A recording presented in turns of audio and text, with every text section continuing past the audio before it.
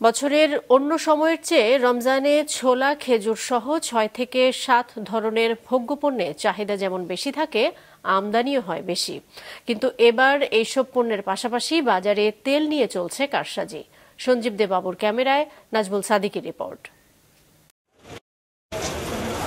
ছোলা খেজুর সহ রমজানের নানা পণ্য আগেই আমদানি করা হয়েছে প্রয়োজনের চেয়ে বেশি। পর্যাপ্ত আমদানি হয়েছে মটর, মসুর সহ সব ধরনের ডাল।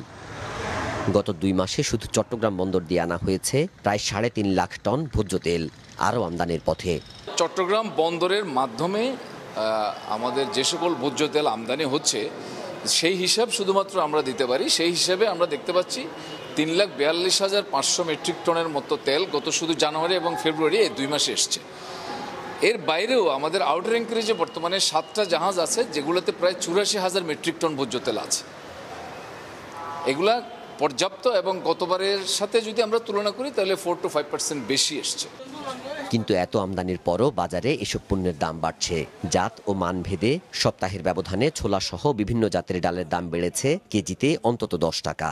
তবে বাজারে সবচেয়ে বেশি অস্বস্তি তৈরি হয়েছে ভোজ্য তেল নিয়ে। তেলের বাজার সংকট, তেলগুলা কোম্পানিরা ডেলিভারি দিচ্ছে না দোকানে দোকানে, আর যারা দিচ্ছে তারা কিন্তু শর্ত অনুযায়ী দিচ্ছে। তেলের সাথে চাউল, সরিষার তেল এগুলো নিতে বাধ্য করে। টন কে টন আনি সাগরে ফেলে রেখেছেন, এটা রমজানের পরে ডেলিভারি দিয়ে আমার কি লাভটা হবে?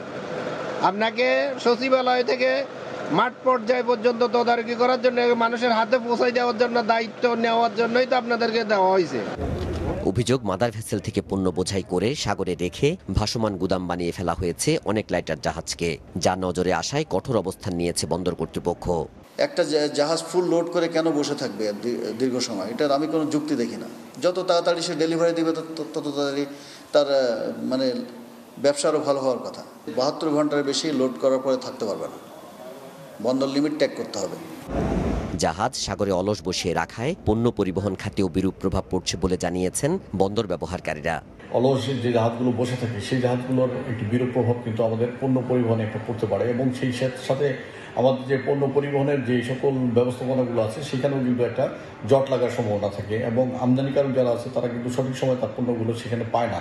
এই কারণে বিভিন্নভাবেই কিন্তু আমরা আমাদের যারা আমদানিকারক আছে তাদের পণ্য না পাওয়াতে বা আপনাদের একটি বাজারে এবং অন্যান্য জায়গাগুলোতে একটা অস্থিরতা দেখার সম্ভাবনা আছে। নৌযান শ্রমিক ফেডারেশনের হিসেবে চট্টগ্রাম বন্দরে ৩,০০০-এর মতো লাইটার জাহাজ, ট্যাঙ্কার চলাচল করে, যেখানে ব্যক্তি মালিকানাধীন লাইটারেজের সংখ্যা প্রায় ১৮০০।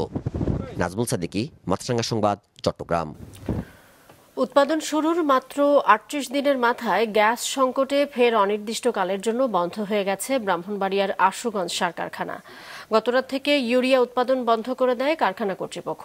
কারখানার মহাব্যবস্থাপক অপারেশন এবি মাহমুদ জানান, সন্ধ্যার পর থেকে কারখানায় গ্যাস সরবরাহ বন্ধ করে দেয় বাখরাবাদ গ্যাস ডিস্ট্রিবিউশন কোম্পানি কর্তৃপক্ষ।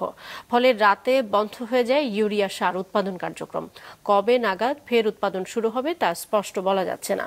বন্ধের আগ পর্যন্ত প্রতিদিন গড়ে ১১৫০ টন সার উৎপাদন করে আসছিল কারখানাটি।